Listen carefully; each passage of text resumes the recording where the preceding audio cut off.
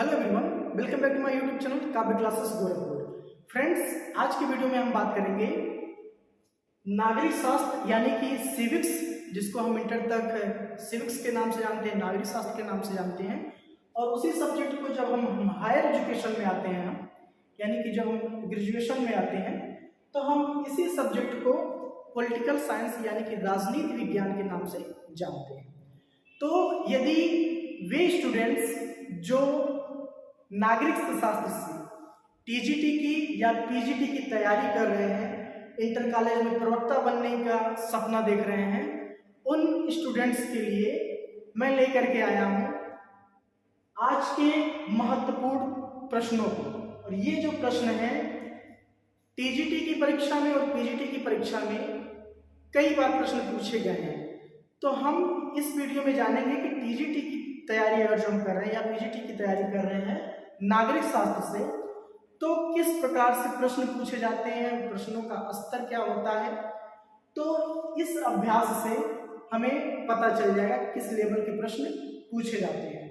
तो फ्रेंड्स, मैं लगातार अपने यूट्यूब चैनल काव्य क्लासेस पर प्रीवियस ईयर्स में पूछे गए सभी प्रश्नों को मैं आपके सामने लेकर के आऊंगा, जो कि बहुत ही महत्वपूर्ण है, बेहतरीन तरीके से आप लोगों की तैयारी हो सकती है।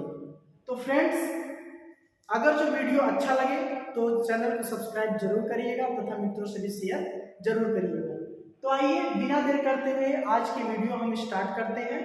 और देखिए, हमने यहाँ पर लिख रखा है, ये वो प्रश्न है जो सिलेबस के अकॉर्डिंग, मतलब इस नागरिक शास्त्र के सिलेबस के अकॉर्डिंग जो सिलेबस आता है वो कह रहा है कि राजनीतिक सिद्धांतों से प्रश्न पूछे जाते हैं। तो पहला सिलेबस ये है इसका कि राजनीतिक सिद्धांत से प्रश्न बनेंगे, और उस राजनीतिक सिद्धांत से ये प्रश्न मैंने यहाँ पर लिख रखे हैं। और इसमें ये होंगे कि राजनीति विज्ञान की परिभाषा और उसके तत्वों के बारे में। तो हम पहला प्रश्न आप लोगों के सामने लेकर के आए हैं। कह रहा है कि नागरिकता की अवधारणा में गुलामों को बाहर रखा। कौन सा विचारक है निम्न में से कि जो नागरिकता की अवधारणा को क्या करता है, वो बाहर रखता है लोगों को। कहता है कि उस व्यक्ति को नागरिकता किसी राज्य की नहीं दी जाएगी जो व्यक्ति क्या होगा, गुलाम होगा। इसमें से कौन सा ऐसा विचारक कहता है कि नागरिकता से इन लोगों को बाहर रखा जाएगा, किसको, गुलामों को।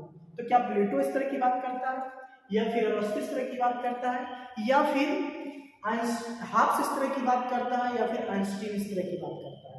तो मित्रों, नागरिकता की अवधारणा में गुलामों को बाहर रखने की बात कौन करता है, अरस्तु करता है। बहुत ही महत्वपूर्ण प्रश्न है। और उन स्टूडेंट्स के लिए भी ये सारे प्रश्न महत्वपूर्ण है जो कि सेकेंड सेमेस्टर में है और पॉलिटिकल साइंस सब्जेक्ट ले रखा है, बीए सेकेंड सेमेस्टर में। ये बहुत महत्वपूर्ण है। अगला प्रश्न है फ्रेंड्स, अगला प्रश्न कह रहा है, किसने सभी सामाजिक संस्थाओं में सबसे शक्तिशाली माना जाता है। किसे सभी जो सामाजिक संस्थाएं हैं, चाहे वो राज्य हो, चाहे राष्ट्र हो, चाहे समाज हो, या फिर न्यायतंत्र हो, ये सब क्या है, सभी सामाजिक संस्थाएं हैं। इसमें से सबसे शक्तिशाली किसे माना जाता है, तो मित्रों माना जाता है राज्य को। बाकी ये सारे गलत है। मतलब इस प्रश्न के अकॉर्डिंग राज्य को सबसे शक्तिशाली माना जाता है। अगला प्रश्न है फ्रेंड्स, कह रहा है कि राजनीति विज्ञान समाज विज्ञान का वह अंग है, यानी कि राजनीति विज्ञान की परिभाषा यहाँ पर बता रहा है और कह रहा है कि राजनीति विज्ञान समाज विज्ञान का वह अंग है जो राज्य के आधारभूत तत्व तथा शासन के सिद्धांतों की विवेचना करता है। इस स्टेटमेंट्स को, इस परिभाषा को निम्न में से किस विचारक ने दिया है। तो राजनीति विज्ञान की परिभाषा बहुत सारे विचारकों ने दिया है, लेकिन इस विचार को किसने प्रकट किया है, तो क्या गार्नर ने प्रकट किया है, या फिर लास्की ने, या फिर गिलक्रिस्ट ने। गिलक्रिस्ट को कहीं कहीं गिलक्राइस्ट भी लिखा जाता है, या फिर पालजे ने। तो ये किसकी परिभाषा है फ्रेंड्स, ये जो परिभाषा है, ये परिभाषा है पाल जेनेट इस प्रकार की स्टेटमेंट देते हैं। तो आशा करता हूं कि आप लोग अच्छी तरह से समझ रहे होंगे। फ्रेंड्स, अगला वीडियो है निम्नलिखित को नगर राज्य के नागरिक माना जाता है। मतलब निम्नलिखित में जितना भी है नगर राज्यों में, जो पहले यूनान में नगर राज्य हुआ करते थे, उनमें से किसको नागरिक माना जाता है? इंपॉर्टेंट प्रश्न है। क्या नागरिकता की श्रेणी में मजिस्ट्रेट को रखा जाता है, या फिर नागरिकता की श्रेणी में गुलामों को रखा जाता है, या फिर स्वतंत्र व्यक्तियों के स्वामी को रखा जाता है, या फिर राजनीतिक विचारकों को? तो मित्रों, जो ऑप्शन होगा वो होगा ऑप्शन नंबर सी, स्वतंत्र व्यक्तियों के स्वामी। तो अगला प्रश्न है यूनानी नगर राज्य का आधुनिक नाम क्या है? यूनानी नगर राज्य का आधुनिक नाम क्या है? तो क्या वो नगर है, या फिर सरकार है, या फिर कस्बा है, या फिर राज्य? तो मित्रों, ये सभी गलत आंसर है। राइट आंसर इसका होगा राज्य। बढ़ते अगले प्रश्न पर।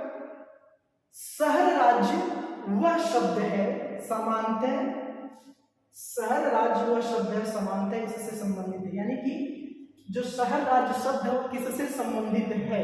निम्न में से क्या प्राचीन इजिप्ट से संबंधित है, क्या प्राचीन चीन से संबंधित है, या प्राचीन ग्रीस से संबंधित है, या कोई नहीं? तो मित्रों, ये सारे ऑप्शन गलत हैं। ऑप्शन नंबर सी इसका राइट आंसर है। बढ़ते अगले प्रश्न पर, और लास्ट प्रश्न। पोलिश शब्द का निम्न में से अर्थ है, यानी कि पोलिश शब्द जो है उसमें से इसका क्या अर्थ होगा? क्या उसको हम पुलिस कहेंगे, या फिर नगर राज्य कहेंगे, या नागरिक प्रशासन कहेंगे, या लोकमत कहेंगे? तो फ्रेंड्स, इसका जो राइट आंसर होगा वो होगा नगर राज्य, ऑप्शन नंबर बी।